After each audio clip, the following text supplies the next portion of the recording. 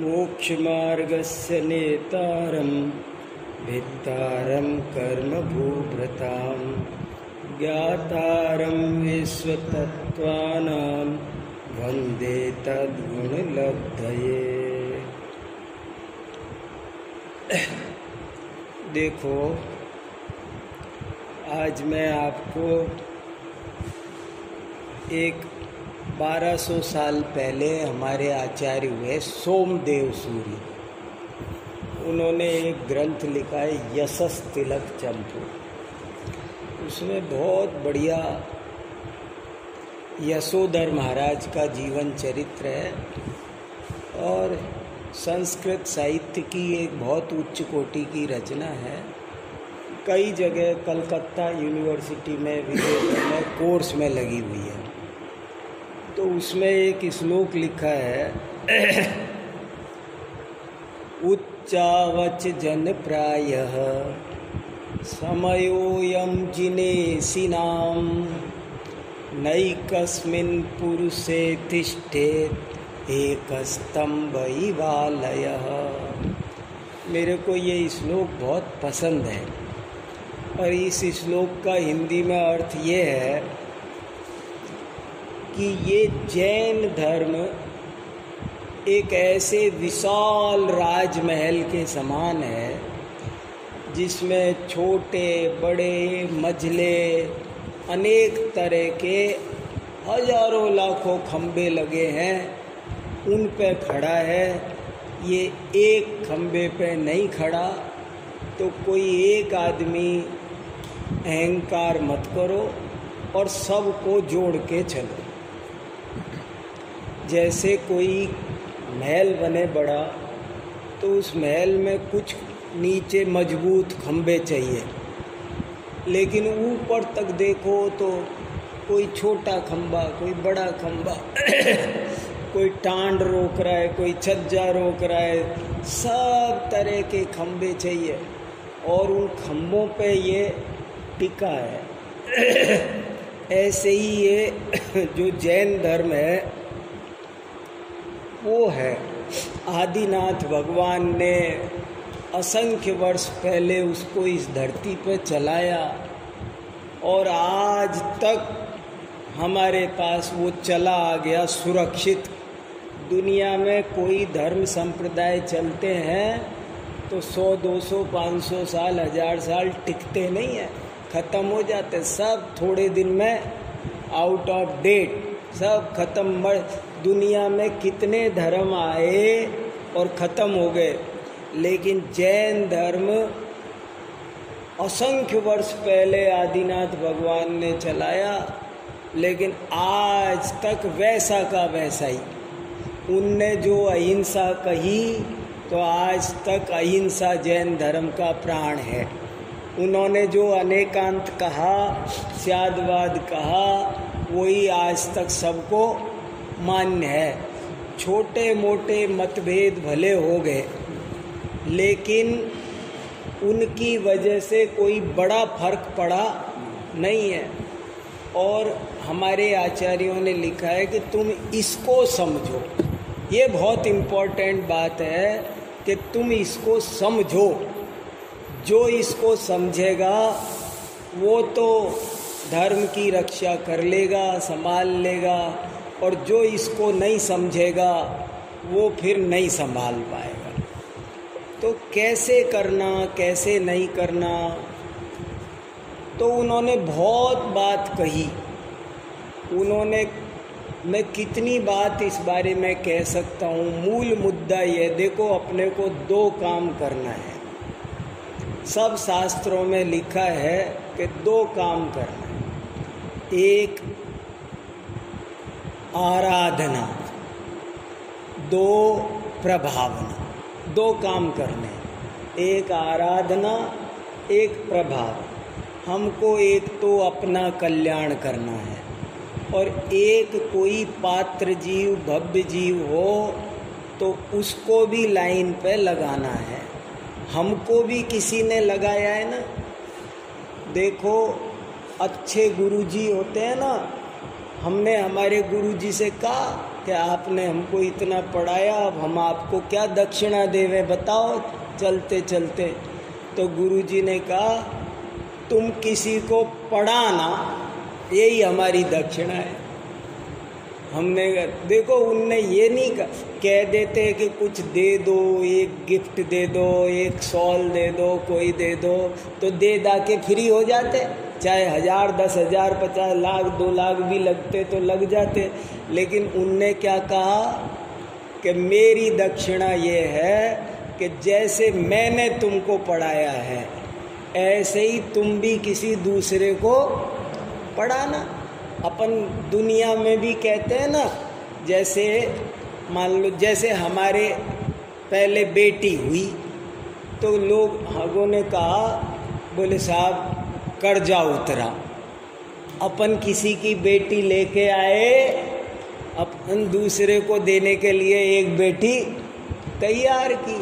तो ये कहने का मतलब है कि देखो, एक हमारे ऊपर हमारे पूर्वजों का कर्जा है, हमको भी किसी ने धर्म के रास्ते पर लगाया है, तो वो धर्म के रास्ते पर हमको लगाया है तो हमको भी किसी न किसी को लगाना चाहिए।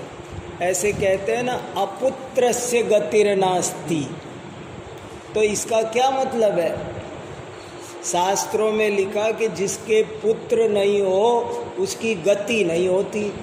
तो पूछा उनसे कि आपने तो कहा कि ब्रह्मचारी बहुत बढ़िया होता है और अब कह रहे हो कि पुत्र नहीं है। तो अरे बोले तुम मूर्ख समझे नहीं, ब्रह्मचारी होता है वो तो बहुत पवित्र होता है। हम ये जो पुत्र कह रहे हैं वो धर्म पुत्र की कह रहे हैं। ये धर्म पुत्र ब्रह्मचारी के भी हो सकता है। हमको जिसने रास्ते पर लगाया, किसी ने हमको किसी ने कीचड़ में से निकाला, तो हमको भी कीचड़ में से दूसरे को किसी को निकालना है।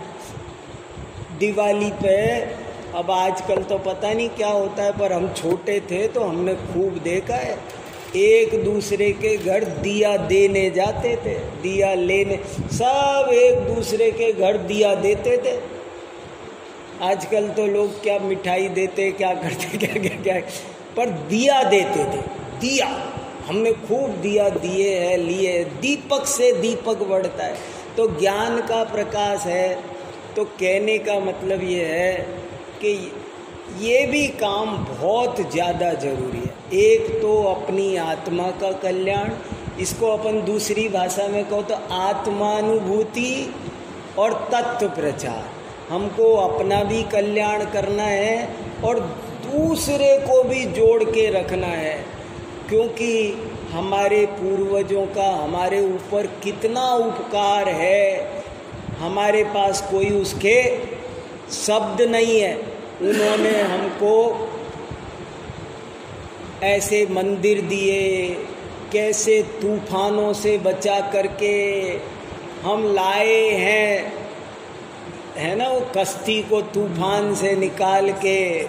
तो ऐसे बहुत मुश्किल है ये बचाना, लेकिन उनने बचाया, हम तक लेके आए। तो उसको हमको केवल सुरक्षित नहीं रखना है, उसको आगे भी ट्रांसफ़र करना है, सुरक्षित भी रखना है और आगे भी तो वो कैसे काम हो, तो उसके लिए हमारे आचार्यों ने बहुत मंत्र शास्त्रों में लिखे हैं। एक मंत्र का नाम है वात्सल्य, साधर्मी वात्सल्य। सम्यक दृष्टि धर्मात्मा का सबसे बड़ा गुण है, पहचान है कि सबके साथ में वात्सल्य रखो। मतभेद हो तो भी मनभेद नहीं होना चाहिए। मतभेद हो, वो है ना, दिल मिले या ना मिले, हाथ तो मिलाते रहिए, बात बने या ना बने, बात तो चलाते रहिए, बात करते रहो। आज नहीं तो कल बनेगी, पर प्रेम से मिलना जुलना बहुत ज़रूरी है। जब तक हम आपस में एक दूसरे से मिलेंगे नहीं, सबके मत, उंगलियां 5 अलग अलग है, घर में अपन सब अलग अलग होते हैं कि नहीं? एक ही घर में एक आदमी तो पगड़ी बांधता है, दूसरा आदमी टोपी लगाता है, तीसरा आदमी टाई लगाता है, चौथा आदमी कुछ नहीं लगाता, और फिर भी चारों घर में रह रहे हैं कि नहीं रह रहे? मिल देखो, धर्म की प्रभावना के लिए सामाजिक एकता बहुत ज़्यादा जरूरी है। जिस समाज में एकता नहीं है वो समाज कभी तरक्की नहीं कर सकता। मधुमक्खी छोटा सा जीव है, मधुमक्खी छोटा सा जीव है, लेकिन और उसके पास में कुछ नहीं है, कोई तोप नहीं, तलवार नहीं, कोई कुछ नहीं, कोई ये नहीं कि कोई मरखनी गाय है सींग मार देगी, कोई झंझट है, कुछ भी नहीं है, छोटा सा जीव, लेकिन सब डरते हैं। क्यों डरते हैं? क्या क्वालिटी है कि उसमें एक क्वालिटी है कि उनमें एकता है। आप एक को छेड़ो ना, सब टूट के पड़ेगी तुम्हारे ऊपर। तो एकता होनी चाहिए समाज में बहुत ज़्यादा। एक बार कौरव पांडवों में झगड़ा हो रहा था तो कोई तीसरा बोला कि आप कहो तो मैं निपटा दूं। युधिष्ठिर के पास गया, मैं निपटा दूं दुर्योधन को। तो युधिष्ठिर ने जवाब दिया कि वयम पंच शतानि ते अन्यै सह विवादे तु वयम पंच शतानि ते। ओए मिस्टर बीच के आदमी, वे 100 है ये बात सही है, हम 5 हैं ये बात सही है, लेकिन दूसरा बीच में आएगा तो कान खोल के सुन लेना, हम 105 है, तू तेरी छुट्टी कर, घर जा। तो कुड़ ने बुलाया यहाँ, तू घर जा। तो देखो समाज में सबका महत्व। आपको जो श्लोक सुनाया, बड़े खंबे का भी महत्व है और छोटे खंबे। वो महल में सब तरह के खंबे चाहिए, कोई कहे नहीं बड़े बड़े खंबे चाहिए, नहीं, बड़े भी चाहिए, छोटे भी चाहिए, मंझले भी चाहिए, 1000 तरह के पाइप चाहिए, जब जा कर के महल बनेगा। महल एक तरह के खंभों से बनता नहीं है। तो समाज किससे बनता है? समाज सोचो, समाज किससे बनता है? वाटिका किससे बनती है? तरह तरह के फूलों से। समाज किससे बनता है? समाज में तरह तरह के लोग होते हैं। कोई चित्रकार है, कोई लकड़ी का काम करता है, कोई खेती करता है, कोई व्यापार करता है, कोई टीचर है, सब है। जब गांव है, सोचो, जिसमें सिर्फ टीचर ही टीचर हो, ऐसा गांव हो सकता है? सिर्फ वैद्य जी रख दो पूरे गांव में, वैद्य जी साहब बताओ,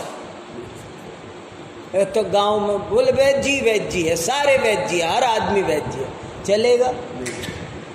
हर सब चाहिए, तरह तरह की विविधता। भोजन की थाली में नमक भी चाहिए, मिर्ची भी चाहिए, मीठा भी चाहिए, रोटी भी चाहिए, सब्जी भी चाहिए, चावल भी चाहिए, पापड़ भी चाहिए, सब नहीं, सब चीज होगी जब नाम थाली है ना, कि एक ही एक चीज परोस दी, रोटी बस, और कुछ नहीं है, तो थाली है नहीं है। तो समाज में सबकी रुचि अलग होती है, सबका स्वभाव अलग होता है, लेकिन यदि प्रभावना करनी है तो मिलजुल के चलने की कोशिश करनी पड़ेगी। घर में अपने सबके विचार एक से होते हैं क्या? घर में सबके विचार अलग अलग होते हैं ना, तो समाज में भी सबके विचार अलग होते हैं, लेकिन फिर भी हमको ये सोचना चाहिए ये अपना आदमी है, और अपना समझ करके उसको साथ ले करके वात्सल्य के साथ चलो तो खूब धर्म प्रभावना होती है, बहुत प्रभावना होती है। कितना भी फर्क हो, पर वो फर्क मतभेद मन भेद का कारण नहीं बनना चाहिए। कोई भी हो, कैसे अपनी समाज में जब भी कोई दिक्कत आती है, अपन लोगों की एक गलती हो जाती है, अपन उससे बोलना बंद कर देते, जय जिनेंद्र करना बंद कर दो, उसका बहिष्कार कर दो। मैं एक वाक्य बोलता रहता हूँ, परिष्कार करो पर बहिष्कार मत करो। सुधारो, परिष्कार करो पर बहिष्कार मत करो। अपन ने बहुत जरा सी बात के कारण, मुलायम सिंह यादव, एक दफ़े की सही घटना है, मैं आगरा में एक सभा में बैठा था, विद्यानंद जी महाराज की बहुत बड़ी सभा थी, कोई होंगे 25,000 आदमी। तो मुलायम सिंह यादव उस समय मुख्यमंत्री थे यूपी में। तो वो आए, तो उन्होंने भरी सभा में वहाँ पे बोला, देखो भाई, हम तो जैन हैं ओरिजिनल, कट्टर पक्के पुराने, नेमिनाथ के वंशज। नेमिनाथ भी क्या थे? यादव थे, तो हमारे घराने के थे, तो हम तो उनके वंशज हैं। लेकिन पता नहीं हमसे क्या छोटी मोटी गलती हुई कि आप लोगों ने हमारा बहिष्कार कर दिया। छोटी छोटी बात पे बहिष्कार कर देते हैं ना, जरा सी बात पे। जैसे मान लो किसी के घर में आलू नहीं खाया जाता और कोई एक बच्चा खा ले, तो कोई घर का आदमी इतना कट्टर होता है, तू निकल जा घर से बाहर, तू घर में कलंक है। तो हम ऐसे नाराज होके उसको निकाल देते हैं, और निकाल देते हैं, उसका क्या फल होता है कि अब तो उसने एक दिन खाया, चोरी छुपे खाया, अब तुमने निकाल दिया, अब तो आज़ाद है, अब तो रोज खाएगा, अब कब सुधरेगा। इसलिए कभी भी किसी को ठुकराओ मत ठुकराओ, गले लगाओ, धर्म सिखाओ। समाज में धर्म प्रभावना कौन कर सकता है? जो आदमी हमेशा सुई धागे का काम करे। कैंची का काम करने वाला कभी भी धर्म का प्रचार प्रसार प्रभावना। दो तरह के लोग दुनिया में होते हैं, एक तो जहाँ बैठे वहीं कैंची जैसे कतर कतर, वैश्योय वैश्योय वैश्योय, वहाँ में या कमी है, वहाँ में या कमी है, वो काटता फिरेगा। और एक आदमी होता है सुई धागे जैसा, जहाँ बैठेगा वहाँ, अरे भाई कोई बात नहीं, आदमी में कमी हो गई करे, आपन में कौन के। तो ऐसे धर्म प्रभावना करना हो तो जोड़ना, मिलना, पूर्वजों के उपकारों का स्मरण करो कि उनने हमारे ऊपर कितने उपकार किए, क्या हमको साधन दिए, क्या हमको ज्ञान दिया, और ये ज्ञान हमको भी अपना भी कल्याण करना है और अपने को आने वाले लोगों तक भी, आने वाली पीढ़ी को भी ये प्रेम से ट्रांसफ़र करना है। इसलिए बहुत मिलजुल के वात्सल्य, सधर्मी सौ गौवच्छ प्रीत, गाय के जैसे गाय के बछड़े को गाय प्यार करती है, आदमी का उदाहरण नहीं दिया, गाय का दिया। क्यों? कि आदमी प्रेम करता है, बच्चे पालता है तो बुढ़ापा में काम आएगा, पर गाय को, गाय बछड़े को क्यों से प्यार कर रही है, गाय क्यों रक्षा कर रही है? पता है ये बुढ़ापे में काम आने वाला ये काम है, कहाँ, फिर भी निस्वार्थ भाव से। तो ऐसे अच्छा मन रखो। देखो, मन अच्छा रहेगा वो धर्मात्मा है। और कोई भी कसाई करो, कोई भी गंदगी मन में रखो, तो किसी का बुरा हो या ना हो, अपना बुरा होता है ये समझो। अपन कसाई रखेंगे, मैं कपट करूं, गंदे भाव रखूं, किसी का बुरा सोचूं, तो दूसरे का बुरा तो होगा या नहीं, लेकिन मेरा बुरा। मैं एक बात और कहता रहता हूं, बहुत 2 मिनट में पूरी करता हूं, आपका टाइम हो रहा, कि देखो ये बताओ, गाली देने वाला फायदे में है कि गाली सुनने वाला? कितनी बड़ी बात है। अब ये समझ होनी चाहिए, जरा सी समझ का खेल है। नहीं तो दुनिया तो ये समझती है, अरे तूने कहीं चूड़ी फेर रखी, सुनर आगो, एक की जगह 10 सुना तो अगो। कोई पूछो तो वो यही सलाह दे, अरे भाई 10 सुना रहा तो। अब थोड़ा तसल्ली से, ठंडे दिमाग से अपना नफा टोटा सोचो।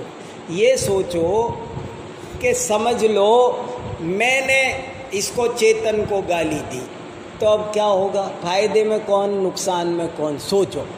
अब कोई तो ये कहेगा चेतन मूर्ख है, गाली सुन के रह गया, उनने 4 गाली दी और कुछ नहीं बोला। देखो, अरे समझदार होगा तो समझ जाएगा कि गाली जिसने दी है उसने तो कर्म बांधे हैं, और जिसने गाली सुनी है उसने कर्म काटे हैं। इसको गाली क्यों पड़ी? कोई न कोई इसके ऐसा अशुभ कर्म बंधा हुआ था पहले कि उसकी वजह से आज इसको गाली सुननी पड़ी है। तो इसने तो सुन ली आज वो गाली, तो इसके तो कर्म कट गए, इसका तो कर्जा खत्म, साफ मामला, इसके तो चुक गए, ये तो खाता खाली। और मैंने क्या किया? मैंने नए घोर कर्म बांध लिए। किसी को बद्दुआ दो ना, तो बद्दुआ देने वाले के बहुत पाप लगता है। ये बहुत सारे आते हैं ना, उसको सांप दे दिया, ये दे दिया, तो होता होगा किसी का पाप कर्म का उदय होगा तो सांप से उसका भी बुरा होता होगा। लेकिन सांप देने वाले ऋषि पतन हो, दुर्वासा ऋषि क्यों बदनाम हुए? दुर्वासा ऋषि उतने महान ऋषि नहीं, क्यों? क्योंकि जिसको जाए उसको सांप दे देते थे। सांप देने वाला तो पहले हमारे यहाँ है ना, वो पुतला निकला द्विपायन मुनि से, तो भले द्वारिका जलाया, लेकिन खुद को भी तो जला दिया ना। तो जो दूसरे का बुरा सोचता है, मन में भी रखता है, उसका खुद का बहुत बुरा होता है। इसलिए कभी भी 24 घंटे सबका भला सोचो। सर्वे भवन्तु सुखिना, सर्वे सन्तु निरामया, सर्वे भद्राणि पश्यन्तु, माँ कश्चित् दुख भाग भवे। अरे सब मनुष्य, जैन धर्म में तो कितनी ऊंची बात कही है, खामेमि सव्वे जीवा खमन्तु मे। कितनी बड़ी बात है। मेत्ति मे सर्वभूतेषु वैरम मज्जम न केनवी। एक बार किसी ने गांधी जी से कहा, कोई ईसाई था, उसने कहा आप ईसाई धर्म स्वीकार कर लो। तो बोले क्या अच्छाई है बताओ? तो उसने कहा हमारे धर्म की ये अच्छाई है कि हमारा धर्म कहता है कि पड़ोसी से प्यार करो। सब लोग पड़ोसी से जलते हैं, पता नहीं ये जाने क्या बीमारी है, मालूम नहीं, पता नहीं क्या है ये। दूसरे से प्रेम कर लेंगे, लेकिन अपने भाई से ये जाने क्या बीमारी है, पता नहीं। थोड़ा सा भी सहन नहीं है, बर्दाश्त नहीं है। दूर के ढोल सुहावने दिखते हैं, वो बढ़िया। कोई है ना, अभी मान लो कोई दूसरा होगा ना, बिल्कुल कोई मुसलमान होगा तो मैं प्रेम से बोल लूँगा, लेकिन जैनी भाई तो अपने भाई से प्रेम नहीं रखते। तो बोले साहब पड़ोसी से प्यार करने को कहता है हमारा धर्म, इसलिए बहुत बढ़िया है। तो उनने अपने गुरुजी से कहा, रायचंद्र से, बोले साहब ऐसे ऐसे ईसाई धर्म में।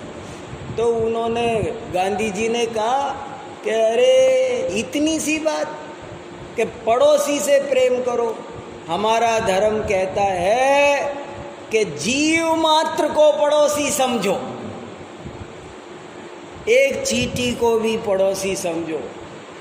एक चींटी जा रही हो तो उसको ऐसे पीछे से हटाते नहीं है बड़े महाराज, जो ऊंचे महाराज होते वो उसको हटाते नहीं, यूँ कहते इसकी चींटी की जगह सांप जा रहा होता तो मैं हटता कि ये हटाता? तो चींटी को छोटी मान लो यहाँ एक चींटी आ रही है तो यूं हटा दी, तो तुमने उसको मूर्ख समझा, तुच्छ समझा उसको। सब जीव बराबर कहाँ समझे? सांप आ रहा होता तो ऐसे हटाते पीछे से कि खुद उठ जाते। तो बोले तुम भी कभी किसी जीव, वो जा रही थी, तुमने उसको हटाया, तुमको दोष लगा, उसके रास्ता कितने मुश्किल से बेचारी चढ़ के यहाँ तक आके फिर तुमने झाड़ दिया वहाँ, अब उसको तो परेड हो गई, तुमको नादोती जाके वापस आना पड़ जाए तो इसलिए सब जीव मात्र से प्रेम, कमी किसमें नहीं है, पंचम काल है, इसलिए सब मिलजुल करके रहे तो धर्म की प्रभावना बहुत अच्छी होती है, अपने परिणाम भी अच्छे होते हैं और आत्मा की आराधना भी बहुत अच्छी होती है। अपन सबको आत्मा की आराधना भी करनी है और धर्म की प्रभावना भी करनी है और दोनों कामों में सफल होना है। हम सब सफल हो रहे हैं, इसी भावना के साथ मैं मेरी बात आज की पूरी करता हूँ।